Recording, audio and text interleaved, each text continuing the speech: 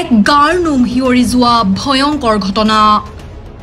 বাঘে ডিঙিত কামুৰি প্ৰায় 1 কিলোমিটাৰ চুচৰাই নিলে বনকৰ্মীক উপায়হীন হৈ চাই থাকিব লগা হ'ল অস্ত্ৰহীন সহকৰ্মীয়ে দৰঙৰ উৰাং ৰাষ্ট্ৰীয় উদ্যানত সংঘটিত হৈছে এই অঘটন বুধবাৰে সন্ধিয়া উদ্যানখনত টহল দি থকা সময়ত হঠাৎ প্ৰকাণ্ড ঢেকিয়াপতীয়া বাঘে চুচৰাই নিলে এজন গৃহৰক্ষী জোৱানক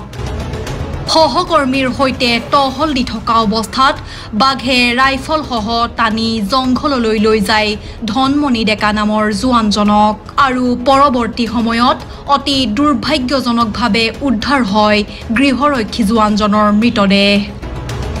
মৃত ধনমণিৰ ঘৰ মঙ্গলদৈৰ খতৰা সত্ৰৰ সমীপৰ নগাঁও হাতীমাৰাত অলগতে যে তেওঁলোক দুজন সহকৰ্মী আছিলে এজন হাতী মাউত আছিলে আৰু তেওঁ গৃহৰক্ষী আছিলে হাতী মাউত আৰু দুইজনে আমাৰ বিভাগীয় হাতীটো তেওঁলোকে কৰিব গৈছিলে চাবলৈ গৈছিলে পানী চানী খুৱাবলৈ ব্যৱস্থা কৰিব গৈছিলে সেইখিনি সময়তে মাউতজন আগে আগে গৈ আছিলে এওঁ পিছত আছিলে পিছ কোন মুহূৰ্তত বাঘটো আহি পেলাই এওঁক দাঙি লৈ গ'ল মানে সি আগৰজনে গমেই নাপালে তাৰপিছত আপোনাৰ যেতিয়া ই ক'লে মোক বচা বচা বুলি কৈ ৰাইফলটো তেওঁ পেলাই দিলে সেই হাতী মাউতজনে লগে লগে ৰাইফলটো ধৰি এইটো ফায়াৰ কৰিলে 2 ৰাউণ্ড কিন্তু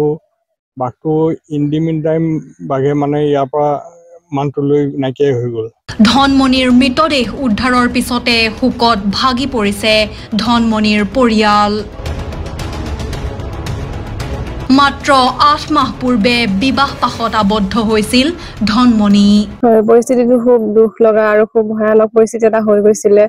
মানে যদিও ভয়ানক আছিলে তথাপিতো আমাৰ সেইখিনি সময়ত ভয়টো মানে আমাৰ কাৰো মনত অহা নাছিলে বিশেষকৈ আমি এইটো হিচাপত তাক বিচাৰিছিলো যেন সি জীয়াই আছে বা আমি তাক বিচাৰিলে আমি তাক পাম আমি সেইটো এটা আশাতে আমি সকলোৱে তাক বিচৰা হৈছিলে কিন্তু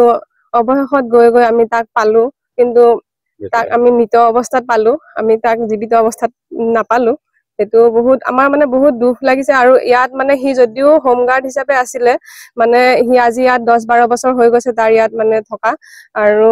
বাকি আমাৰ হোমগাৰ্ডৰ কেনেকুৱা গমে পায় 6 মাহ আহে 6 মাহত গুচি যায় আজি বহুত পুৰণা ষ্টাফ আছিলে সি আৰু যদি আমাৰ অফিচিয়েল যদি কিবা কাম হয় ধৰক কিবা সেন্সাসে হওক বা যিকোনো কামত মানে আমি তাৰ নামটো আগতে ৰাখো ধনমণি বুলি ক'লে আৰু মানে কামৰ ফালৰ পৰা বহুতখিনি মানে সি আগভাগ লোৱা আছিলে আৰু বহুতখিনি সাহসীও আছিলে আপোনালোকে হয়তো গম পাই যোৱা কেইদিনমান আগত ঢিঙত যিটো বাঘ মানে ধৰিলে তেতিয়াও সি তাতে আছিলে সেই বাঘ ধৰা সময়তো সি তাতে আছিলে তাৰ পৰা আহি আজি কেম্পত সি এতিয়া মানে ডিউটি কৰি থকা অৱস্থাত এনেকুৱা এটা ঘটনা হৈ গ'ল আমি অতিকে সবে সকলোৱে শোক প্ৰকাশ কৰিছো আৰু ঘৰৰ মানুহখিনিকো যাতে সেইখিনি ধৈৰ্য ধৰিবলৈ ভগৱানে তেওঁলোকক মানে সাহস দিয়ক প্ৰশ্ন উঠিছে এয়াই নেকি ৰাজ্যৰ বন বিভাগৰ বৰ্তমানৰ পৰিস্থিতি